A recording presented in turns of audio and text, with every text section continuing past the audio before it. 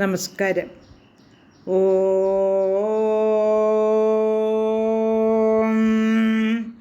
ഓം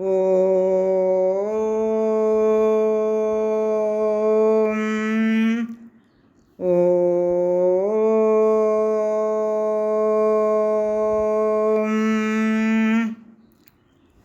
സർവമംഗളമംഗല്യേ ശിവേ സർവാർത്ഥസാധികേ ശരണ്യേ ത്രൈംബകേ ഗൗരി നാരായണി നമോസ്തുതേ.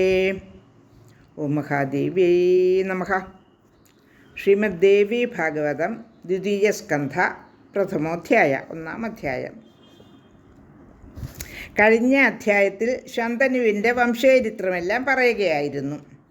ഇനിയിപ്പോൾ ഈ അധ്യായത്തിൽ ഋഷിമാരും സൂതനും തമ്മിൽ പിന്നെയും സംവദിക്കുകയാണ്. വ്യാസൻ്റെയും സത്യവതിയുടെയും ഒക്കെ കഥ വിസ്തരിച്ചു പറയണമെന്ന് ഋഷിമാർ സൂതനോട് അപേക്ഷിക്കുന്നു. അവരുടെ ഉൽപ്പത്തിയെപ്പറ്റി അറിയാൻ വലിയ ആഗ്രഹമുണ്ടെന്ന് പറയുന്നു. അപ്പോൾ സൂതൻ മറുപടി പറയുന്നു, ഞാൻ സർവശക്തി സ്വരൂപിണിയായ ആദിശക്തിയെ നമസ്കരിച്ചിട്ട് അവരുടെ കഥ പറയാൻ തുടങ്ങാം. ദേവിയെ നമസ്കരിക്കാതെ ശുഭമായ ഒരു കാര്യവും ആരംഭിക്കുന്നത് നല്ലതല്ല. അതുകൊണ്ട് ദേവിയെ ഞാൻ ഉപാസിച്ചിട്ട് കഥ പറയാമെന്ന് പറഞ്ഞിട്ട് ചേതി രാജ്യത്തിൻ്റെ അധിപതിയും സത്യസന്ധനുമായിട്ടുള്ള ഉപരിചരൻ എന്ന പേരുള്ള ഒരു രാജാവിൻ്റെ കഥ പറയുന്നു. അദ്ദേഹത്തിൻ്റെ തപസ്സുകൊണ്ട് സന്തുഷ്ടനായ ദേവേന്ദ്രൻ അദ്ദേഹത്തിന് ഇഷ്ടപ്പെട്ട സ്ഫടിക നിർമ്മിതമായ ഒരു വിമാനം സമ്മാനിച്ചു. ദിവ്യമായ ആ വിമാനത്തിൽ എല്ലായിടത്തും സഞ്ചരിക്കുന്നതുകൊണ്ട് ഉപരിചര വസു എന്ന പേരും അദ്ദേഹത്തിന് ലഭിച്ചു. ആ രാജാവ് സർവ്വലോകങ്ങളിലും പ്രശസ്തനായി തീർന്നു. അദ്ദേഹം കുലീനയും സുന്ദരിയുമായ ഗിരികയെ വിവാഹം കഴിച്ചു.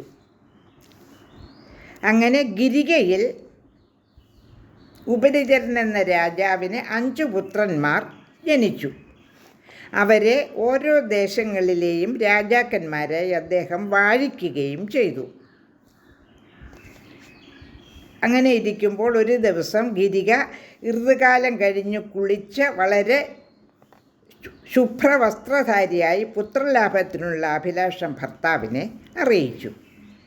ഇനി എന്താണ് ഈ അധ്യായത്തിൽ പ്രതിപാദിക്കുന്നതെന്ന് നോക്കാം. ശ്ലോകം 15. തതഃ പിതിരച്ഛൈന്യം ഉചൂർജഹി മൃഗാനിതി തച്ഛുത്വാ ചിന്തയാമാസ ഭാര്യാം ഋതുമതിം തഥാ. അന്നു പകൽ പിതാക്കന്മാർ അദ്ദേഹത്തോട് വേട്ടയാടാൻ പോകുന്നതിന് നിർദ്ദേശിച്ചു. അത് കേട്ടിട്ട് അദ്ദേഹം പത്നി ഋതുസ്നാനതയാണല്ലോ എന്ന് ആലോചിച്ചു. ശ്ലോകം 16. പിതൃവാക്യം ഗുരും മത്വാ കർത്തവ്യം ഇതി നിശ്ചിതം ചചാര മൃഗയാം രാജ ഗിരികാം മനസാ സ്മരൻ. പിതൃവാക്യം ഗൗരവമേറിയതും അവശ്യം അനുസരിക്കേണ്ടതുമാണെന്ന് നിശ്ചയിച്ചുറച്ച് രാജാവ് ഗിരികയെ മനസ്സിലോർത്തുകൊണ്ട് വേട്ടയ്ക്ക് പോയി. ശ്ലോകം 17.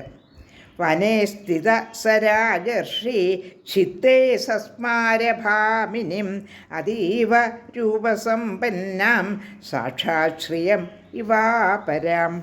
സാക്ഷാൽ മറ്റൊരു ലക്ഷ്മിയോ എന്ന് തോന്നുമാറ് അത്യന്തം രൂപസൗന്ദര്യമുള്ളവളും കാമാർത്തയുമായ അവളെ ആ രാജാവ് വനത്തിൽ വെച്ച് ഓർത്തുകൊണ്ടിരുന്നു. ശ്ലോകം 18. തസ്യ രേതപ്രജസ്കന്ദ സ്മരതസ്താം ചകാമിനിം വടപത്രേതു തദ്രാജ സ്കന്യമാത്രം സമാക്ഷിപത്. കാമിനിയായ അവളെ ഓർത്തുകൊണ്ടിരുന്നതിനാൽ അദ്ദേഹത്തിന് രേതസ് ശ്രവിച്ചു. രാജാവ് അതപ്പോൾ തന്നെ ഒരു വടപത്രത്തിലാക്കി. ശ്ലോകം 19. ഇദം വൃഥാ പരിസ്കന്നം രേതോ വൈന ഭവേത് കഥം ഋതുകാലം ച വിജ്ഞായ മതിം ചക്രേ നൃപസ്തദാ. അപ്പോൾ തൻ്റെ പത്നി ഋതുസ്നാതയാണെന്ന് ഓർമ്മിച്ച രാജാവ് ഇങ്ങനെ ആലോചിച്ചു: ഈ സ്ഖലിച്ച രേതസ് വെറുതെ നഷ്ടപ്പെടാതിരിക്കാൻ എന്താണ് വഴി? ശ്ലോകം 20. അമോഘം സർവധാ വീര്യം മമ ചൈതന്യ സംശയഃ പ്രിയായൈ പ്രേക്ഷയാമ്യൈതം ഇതി ബുദ്ധിമകൽപ്പയത്. എൻ്റെ ഈ വീര്യം ഒരിക്കലും നിഷ്ഫലമായി തീരുകയില്ലെന്ന് തീർച്ചയാണ്.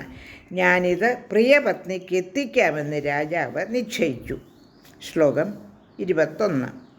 ശുക്കപ്രസ്താപനേ കാലം മഹിഷ്യാ പ്രസമീക്ഷ്യ സ അഭിമന്ത്ര്യാഥ തദ്വീര്യം വടപർണപുടേ കൃതം. രാജ്ഞിക്ക് രേതസ് ഉൾക്കൊള്ളാനുള്ള മുഹൂർത്തം ആലോചിച്ചറിഞ്ഞ അദ്ദേഹം ആ രേതസ് അഭിമന്ത്രിച്ച് ആലിലപ്പൊതിയിലാക്കി വച്ചു. ശ്ലോകം 22. പാർശ്വസ്ഥം ശ്വേനമാഭാഷ്യ രാജോവാച ദ്വിജം പ്രതി ഗൃഹാണോ മഹാഭാഗ ഗച്ഛ ശീഘ്രം ഗൃഹം മമ. അടുത്തിരുന്ന ഒരു പരുന്തിനെ വിളിച്ച് രാജാവ് പറഞ്ഞു: മഹാശയ, ഇതെടുക്കൂ, എന്നിട്ട് എൻ്റെ ഭവനത്തിലേക്ക് വേഗം പോകൂ. ശ്ലോകം 23. മൽ പ്രീത്യർത്ഥമിതം സൗമ്യ ഗൃഹീത്വാ ത്വം ഗൃഹം നയാ ഗിരികായൈ പ്രയച്ഛാശു തസ്യാസ്ത്വാർത്ഥമദ്യ വൈ. സൗമ്യ, എൻ്റെ സന്തോഷത്തിന് വേണ്ടി നീ ഇതെടുത്ത് കൊട്ടാരത്തിൽ കൊണ്ടുപോയി ഗിരികയ്ക്ക് നൽകണം. അവളിപ്പോൾ ഋതുസ്നാനം കഴിഞ്ഞ് ശുചിയായി ഇരിക്കുകയാണ്. 23 ശ്ലോകങ്ങളാണ് പാരായണം ചെയ്തത്. ലോകാ സമസ്ത സുഖിനോ ഭവന്തു.